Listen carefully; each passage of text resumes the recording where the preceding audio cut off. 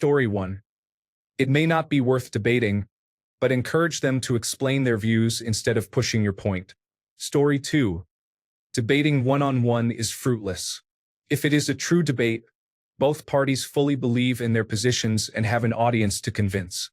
What most debates are is actually arguments. Story 3.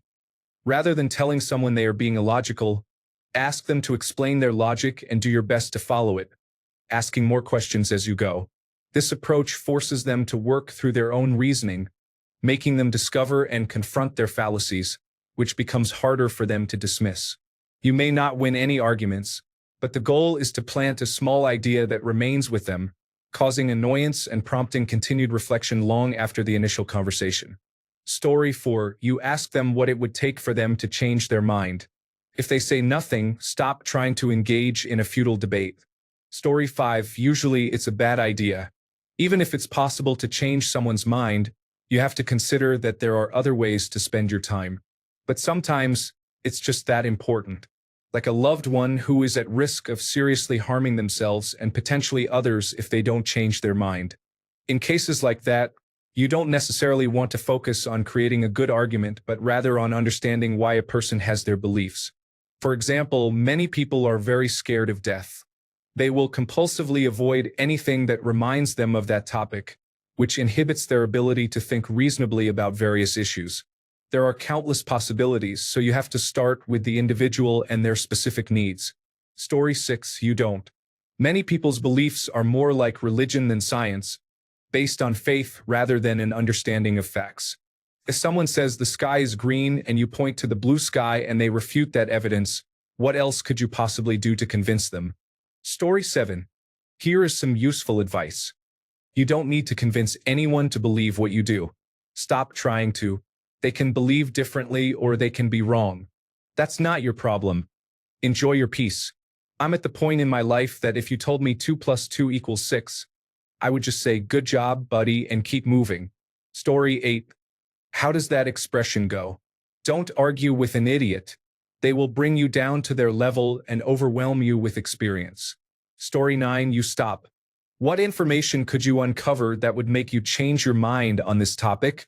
If the answer is none, or they provide one and then immediately change the criteria, they do not wish to debate or learn. At that point, the conversation does not need to continue. Story 10. You will understand why they won't listen to you. If it is something beyond your control or changing it goes against your principles, you stop. Story 11. You can only debate someone who is interested in the discussion. I have always wondered how two people shouting simultaneously at each other can possibly hear and understand one another. Too many individuals think they are teaching the class when, in fact, they are the ones who need to be sitting in the front row. Unfortunately, there is no way to show them this. The only time you might engage is if there are onlookers who are not directly invested. They can be affected by your arguments, even if the other person is debating insincerely. Story 12. You cannot, as others have said. You can use it as a learning experience for yourself, though. Most people I have met in that situation show no growth. They remain stuck in their beliefs or routines and refuse to listen to outside perspectives while wondering why their lives are not working out. I'm not sure what you are debating, whether it is politics, religion, or something else, but many people build their entire lives on certain beliefs, putting all their eggs in one basket. When you tell them the basket has a hole in it, they would rather lose everything than get a new one. It is a waste of energy trying to talk to people like that who want to be heard but refuse to listen. That's the best advice I can give you. Story 13. When debating someone who won't listen, stay calm, ask questions to encourage critical thinking, and focus on common ground. Keep your points clear and concise, and know when to walk away if it is no longer productive. Story 14. First, consider why they are tuning you out and whether you might unknowingly be doing the same thing. If that is not the case, then do not waste your time debating. Story 15. You look them in the eye and tell them that you will pause the conversation until they can communicate properly. Then turn around and walk away. Do not look back. Story 16. I find that if you genuinely try to understand their perspective without engaging in a debate, they will be more open to considering your viewpoint afterward. Story 17. The Socratic method might work. It's where you ask innocent questions that disprove their viewpoint without explicitly stating your disapproval. Story 18. Try the Socratic method. You ask individuals to explain their position and then follow up with questions. Use your questions to guide them toward your perspective. Story 19. Most likely wasting your time, but ask them questions to challenge their position. What is your source for that? Can you provide an example of that? Story 20. If someone does not give you the respect of listening to you, then they do not deserve your time or opinion. Story 21. When I debate someone, I imagine that I am speaking to the audience rather than to that person. I probably won't change their mind, but if someone else is listening, I might change theirs. However, debating is largely pointless because people generally do not change their opinions. I have probably seen it happen only twice in my life. Story 22. Ask genuine questions about their perspective and allow them to dismantle their own arguments that way. Story 23. There is a difference between listening to what you say and adopting the view as their own. If they do not accept your view and make it their own, it does not mean they are not listening to you. Story 24. The very first thing you should do is challenge your own perceptions. Are they really not listening to you, or are they disagreeing with you? And can you accept that anyone who is actually listening would do that? This is far more common than we would like to admit. Remember that you have biases that you cannot completely eliminate. The best you can do is learn to recognize when those biases arise and work to mitigate their effects. Therefore, challenge your own belief that you are not being listened to as a reflection of your own bias, and make an effort to address that. If, after you have genuinely challenged yourself and answered that challenge, you acknowledge that almost everyone else in this discussion is saying you cannot debate someone who refuses to hear you, it does not win you the debate. However, it does mean you can stop wasting your time. Story 25. Debates are meant to be a forum in which both sides present their case, address any shortcomings in the opponent's argument, and provide a conclusion as to why their side has logical backing. If the other person isn't listening to anything you say, it's not a debate, as they cannot actually address any shortcomings in your argument. You can't have a debate with someone who doesn't follow the process. It's an argument at best and a conflict at worst. For a proper debate, both sides need to have logical backing, even if the sides are mutually exclusive. This doesn't have to be empirically based. It can be subjective as long as the logic is sound. One side having empirical data supporting it makes for a much stronger argument. If one side does not have any logical backing whatsoever, it's not a debate. If one side relies on logical fallacies, for instance, it's not a debate. Both sides need to be capable of critically absorbing the opponent's arguments and addressing them. Failure to listen to the opponent's argument would thus make it not a debate. The opponent engaging in strategies that prevent this also makes it not a debate. The fire hose tactic is one such strategy. Debates need to have a focus appropriate to the venue. If you are throwing 30 or 40 separate arguments in one session, you aren't debating. You are engaging in excessive verbal expression. The purpose of a debate is to critically examine both sides of an argument. If one or both sides fail to do this, it's not a debate. If one side refuses to do this, you cannot have a debate with them. Story 26. You are describing many Trump voters who are unlikely to change their minds for any reason, as they appear to be following a cult-like mentality. Story 27. If you want to engage in that discussion, the best approach is to use Socratic methods. Avoid making arguments. Instead, ask questions. Aim to help them identify their own cognitive dissonance or logical inconsistencies. Story 28. Don't stop saying you like the color blue in a castle of green. I have been dealing with this all morning, and people just don't care to listen for any reason you can think of. Despite how much science, research, and care you put into your responses, they can reject it no matter how much time you spend responding.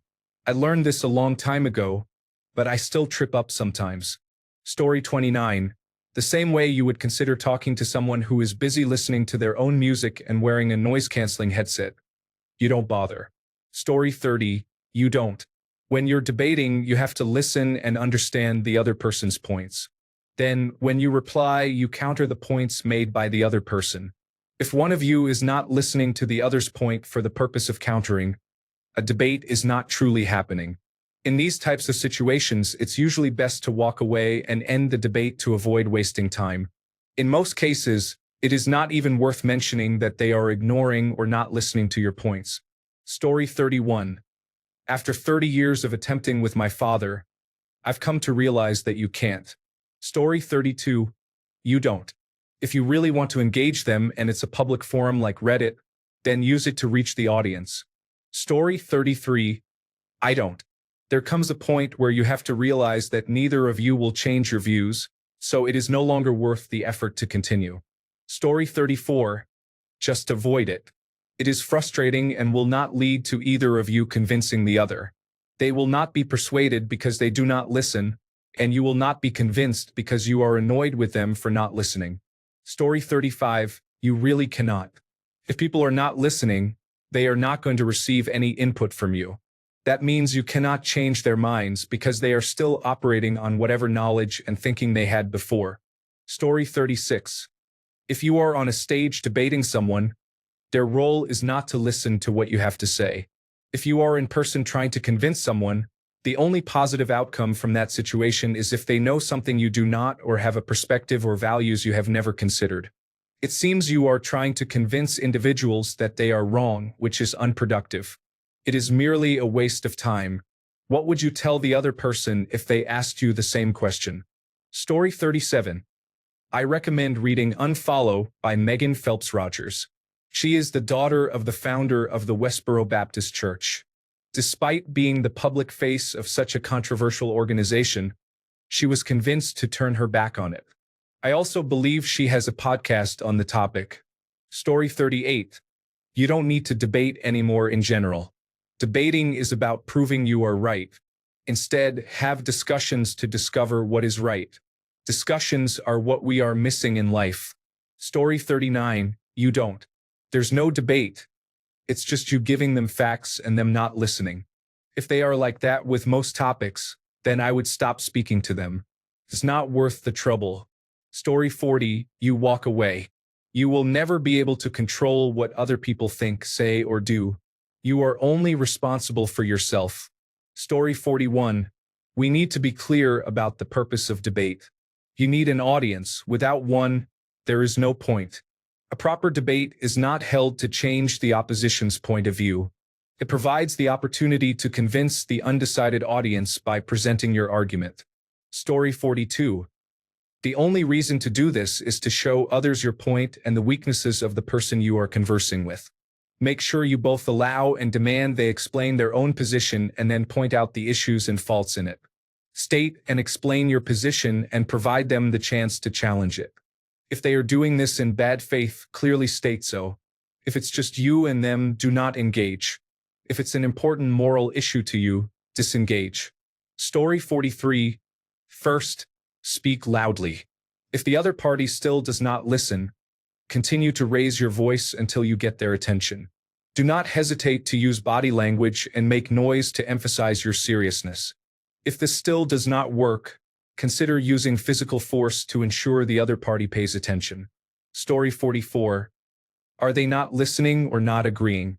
I have been in debates where people simply repeat concepts, assuming I am not following what they are saying, when their points are incorrect. Story 45. You don't. Debates aren't for convincing your opponent. They are for convincing an audience. That's why they have rules and moderators. It's not meant to be a conversation. It's a presentation of two opposing viewpoints for consideration. If someone wants to debate you in a one-on-one scenario, it's not a debate. At best, they may be open to conversation, but usually, it's just an excuse to pontificate, with the term debate standing in for, I'm going to browbeat you with nonsense, and I might let you talk too if I feel like it. The internet has completely ruined the term by tying message board-style discourse to debate in order to try and inherit some kind of intellectual cash. Story 46. I used to do this with a coworker about 15 years ago. I would let him express his beliefs and then just ask questions.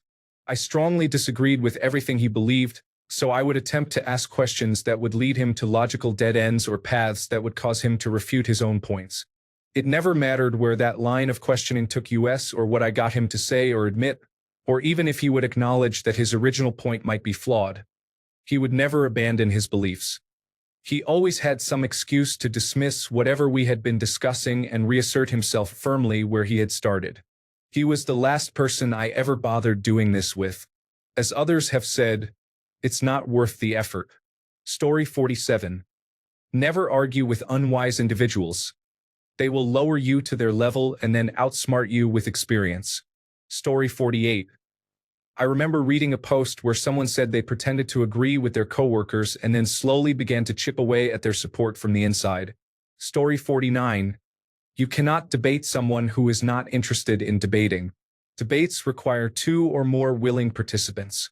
You can argue with them, but that is a different matter. Story 50. If people are being rude, I do not engage at all. However, if there is mutual respect, I sometimes challenge their opinion through questions like, why do you feel that way? Or what about X? How does that make sense with Y's opinion? Having a civil conversation with someone instead of yelling where both parties feel heard can be more beneficial in the long run. My opinion has even changed after having a civil conversation and reflecting on it over a few days. Eventually, I realized, yeah, that person was possibly right. Story 51. Remember, debate isn't about changing the opponent's mind. It never was. It's about changing the mind of the audience. That's the main point, so keep that in mind at all times. If there's no audience, it's a complete waste of time to try to win. Story 52. If you listen and they do not, tell them this is not a debate anymore. A debate allows for both sides to give their opinions. Inform them it has stopped being a debate and has turned into a scolding in which you will not participate. Story 53. How badly do you want to debate them? What is your goal, honestly, to debate or to change their mind? Perhaps you should consider whether the debate is a good use of your time. Story 54. You don't need to waste your life on people who don't appreciate you. It's important to step away and leave them alone. Find better friends. Story 55. That is not a debate. You cannot debate someone who will not talk, listen, or respond. This is the issue people often encounter with cultists in the United States. Logic and willingness no longer matter. If the person will not listen, you cannot make them. Story 56. There is no point. That is not a debate. Ask them why they are acting immature and then walk away without giving them time to respond. Follow this by ignoring anything they say as if they are not even there. That will frustrate them greatly. Story 57. You stop and break down each point. Argue single points and refuse to change to a different point until that one is acknowledged. My tactic is to say, we will get to that point in a minute. For now, let's resolve this point. This forces them to stay on each point until it is resolved with evidence or an admission. Story 58. Your objective is not to win over the person you are debating. It is to persuade the third party who may be listening and is undecided. If there is no third party, then the debate likely is not worth having unless you are using it as practice. The chances of changing the mind of the person you are communicating with are minimal. Research indicates that logic and reason are often ineffective. The most effective method is peer pressure. Story 59. Unless you have a very good reason, you shouldn't do it. A good reason means someone's safety or health, not just for the sake of being right, as that is meaningless. That said, if you still need to debate someone, get a mediator. Story 60. I learned long ago never to wrestle with a pig. You get dirty, and besides, the pig likes it. George Bernard Shaw. Story 61. You don't engage because if they are not listening, it's not a debate. I see a man when I go out with my dog most days. We used to have some really interesting conversations. He has led an intriguing life and held some unusual opinions on various topics. We had some fascinating discussions for a couple of months. Then, about a month ago, the conversation turned to Tommy Robinson. We had differing opinions about him. I believe he is a cowardly, self-serving propagandist, while he views himself as a warrior for England. After a robust debate, his true opinions began to emerge. He believes all Muslims are rapists, though he acknowledges not all of them are. Nonetheless, he insists they all need to be sent back, including their families. Since we had some engaging discussions in the past, I spent more time than I should have trying to have a thoughtful conversation about this. He refuses to listen, will not concede any point I make, and now shouts at me whenever he sees me, labeling me a coward and on the side of the rapists. Unsurprisingly, I now avoid him. Story 62. You don't debate someone to change their mind. You debate someone to change the audience's perspective. If there is no audience and the person is not willing to engage in good faith, you should walk away. Story 63. There is no reason to talk to someone who does not listen. It is like talking to a brick wall. Story 64. If you cannot convince them they are wrong, you can at least make them look foolish to anyone else observing. Story 65. You cannot really. Unless there is an openness to learn from the other person, it is not much of a debate. Story 66. You can change tactics and start attacking their identity and personality. The reason they defy ideology and reason is that their opinion is also their identity. If their beliefs turn them into something they do not want to be, they will change their opinion. It has nothing to do with what is right or what is wrong. Many Republicans do not want to be called extremist Nazis, and Nazi sentiments in America are pushing support away from Trump. The more swastikas and references to Hitler that party displays, the fewer people want to show their faces and support Trump. Story 67. Don't debate. Hear them out. This is more about de-escalation than anything else. Just relate in reasonable and sensible ways. Once you have them calm and willing to talk, maybe bring your side of things up. Story 68. You don't. Debating someone unwilling to listen to your position or to potentially change their stance based on information received is just wasting your breath. They don't want a debate. They want you to capitulate to their viewpoint. Story 69. My mom once said to me, "Don't wrestle with a pig in mud. The pig enjoys it. You shouldn't debate with these people." Story 70. You expand on their point of view to expose their fallacies and contradictions until they realize they are wrong. Exaggerated example. Birds are not real. Okay, what are they? Robots. How do they manage to charge them without notice? They have special places located everywhere. Okay, why, in this age where everyone records on their phones, has no one found proof of this? Don't know? So, on one hand, you are arguing that the government has produced these birds for some unknown gain and has never been caught or leaked. On the other hand, they could be real, which is more probable. Story 71. You do not. A debate cannot be one-sided. If another party does not want to engage in a debate, they are being intellectually dishonest. Story 72. You don't. The only option when you are forced to engage is to ask a single, specific question, then be quiet and wait. If they don't answer, politely and quietly say, "I appreciate what you have said," and that doesn't answer the question. Then restate the question. Skillful questioning, active listening, and patience may allow you to make progress with the person. Don't hold your breath. A great question for clarification is, "How do you mean?" Story 73. You can ask specific questions and provide answers on the topic to understand how they reached their conclusions. From there, you can offer clear examples to support your perspective and hopefully guide them to a better conclusion. If that doesn't work, it is best to walk away. Story 74. Ask yourself if this person is capable of understanding and absorbing new information. Am I capable of understanding and taking in new information? If the answer is no, then you are arguing, not debating. You must be willing to accept that you are wrong and listen to their points and reasons, just as they should with you. A debate involves taking the most factual points and agreeing they are correct. An argument is one person trying to be right over the other. Understanding this has helped me avoid pointless conversations with others. Story 75. Honestly, debate in general is a waste of time. The situation you described is typical of most debates. Neither side actually listens to what the other has to say. They each come in with their preset arguments and counterarguments, simply waiting for their turn to talk without ever listening. If the other party says something that doesn't follow the script, they try to squeeze it into the script and respond to that desired point. Meanwhile, everyone digs in deeper, convinced that the other side is ignorant. The whole idea of a real, sincere debate is a farce. I am convinced it is the worst possible way to help people understand each other or change someone's mind. Story 76. You generally cannot. Most of the time, it results in both parties becoming more radicalized and entrenched in their positions. This is why we have seen such a rise in polarized politics since the cultural movement emerged. Story 77. No amount of logic will override distrust.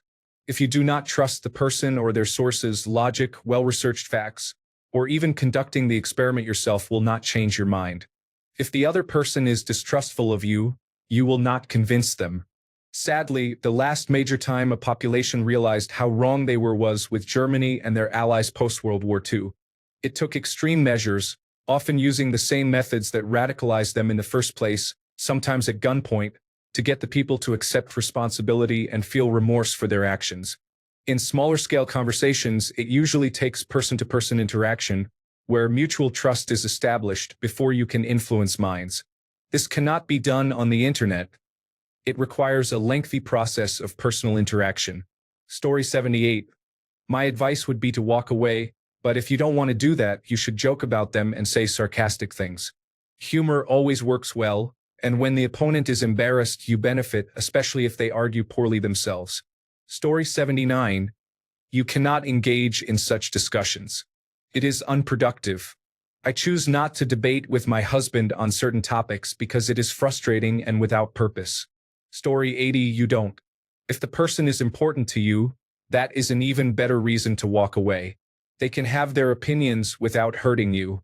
As long as they are willing to coexist happily, then lead by example. Tell them that you may not agree, but you respect their opinion and support their right to have a different perspective. Story 81. You do not give what is holy to dogs and do not throw your pearls before swine, or they will trample them under their feet and turn and tear you to pieces. Matthew 7 verse 6. Story 82. Repeat these two questions indefinitely. How do you know that? And so?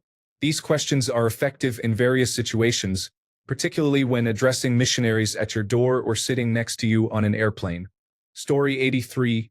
No, don't even bother. It's just as bad if the person doesn't realize when they are wrong. It's a waste of time. Story 84. It is not the person you are talking to who matters. It is the audience observing the conversation that matters. Story 85. Unless you are in a formal debate scenario, such as a debate team or a court case, you do not engage in debate. Instead, you walk away and find something more productive. Story 86. My wife bought a book yesterday that had the following quote: "You cannot refute with logic that which was not established by logic in the first place." Story 87. It cannot be a debate without an agreed set of facts and a willingness to change one's mind. Otherwise, it is just two people yelling at each other with no end goal. Story 88. You don't have to argue with someone just because you want to. That doesn't mean they are obligated to engage in an argument with you. Story 89. We will have to agree to disagree is a great conclusion. I love the reaction I get when I say that. It ends the debate and frustrates the other party because they don't get the last word. It's priceless. Story 90. Personally, depending on the situation, I can quickly assess whether it's worth discussing. If I'm in a debate with someone who believes the sky is green while I think it's blue, I believe I'm correct, but I'll at least be open to listening to their explanation and will admit I was wrong if they prove their point. Some people, however, are unwilling to consider any perspective other than their own. I can usually recognize that quickly and choose to walk away when I realize that's the situation. Story 91. I stumbled upon this advice. Ask, is there any information I could provide that would change your mind? They will likely respond no. Then ask, what is the point of discussing the issue then? Story 92. You continue to debate politely, using well-structured arguments. They may not listen, but the audience will. Story 93. I usually try a few different strategies, but it is okay to walk away if someone refuses to engage with you in good faith. Story 94. The person is uninformed. Don't waste your time. You can always learn from another person's perspective. Do you have to agree with it? No, but it will allow you to understand them and how they view things, which can open your eyes in a completely different way. Story 95. Never make statements. Only ask questions to encourage them to explain their stance in detail. If it lacks substance, they will eventually falter. Each statement they make should be met with a question regarding that statement. Story 96. First time talking to a liberal? The dominant strategy is to just laugh and let it go. You aren't losing anything by not converting them to your viewpoint. Story 97. The Socratic method takes someone with good sense to navigate a seemingly genuine series of questions. As someone who employs this approach often, I find it to be the best way to encourage my listening. Story 98. You don't. A debate requires two willing participants who give each other time to speak and consider their words. Without that, there is either an argument or one person lecturing the other. Story 99. The best approach is to not engage. However, if you feel obligated to debate, using the Socratic method is advisable. Asking questions about why someone holds a particular belief is an effective way to encourage reflection on their position. Story 100. If it's about something small and silly, I don't engage and use the harshest debate tactics available. However, if the issue is more significant, I follow these guidelines. 1. Avoid engaging in the debate as it will require a lot of energy. If others are present, make them aware that the person you are debating is afraid of your points, which makes that person appear foolish. This way, you win automatically. In my experience, it is often futile to debate such individuals because if they are not listening, they are likely unreasonable. I am interested in what others do, so I will keep my notifications on. Story 101. People who engage in pseudo-debating are typically 1. Emotionally attached to an outcome or viewpoint. 2. Lacking fundamental logic. 3. Unwilling to listen to counterpoints because they become fixated on their default emotional perspective. They argue solely to achieve the outcome they desire, regardless of the facts. The so-called supporting facts are merely tools they use to justify their predetermined conclusion. This behavior is prevalent in areas such as politics, religion, and other fields lacking hard scientific data like psychology. Individuals often choose to believe in figures such as Donald Trump, Bernie Sanders, or Barack Obama, who present sweeping viewpoints that are frequently incorrect. As a result, they cling to weak analogies or piece together incomplete information to justify the outcomes they favor. To effectively engage with them, you should 1. Identify their predetermined viewpoint and analyze their supporting logic. Encourage them to commit to their supporting logic as a foundation for their perspective. Demonstrate how their logic is flawed and how alternative data or facts contradict their viewpoint. Illustrate how supporting data or logic can lead to a different outcome or perspective. Thanks a bunch for sticking around till the end of the video. Remember to subscribe, and until next time, stay awesome and goodbye.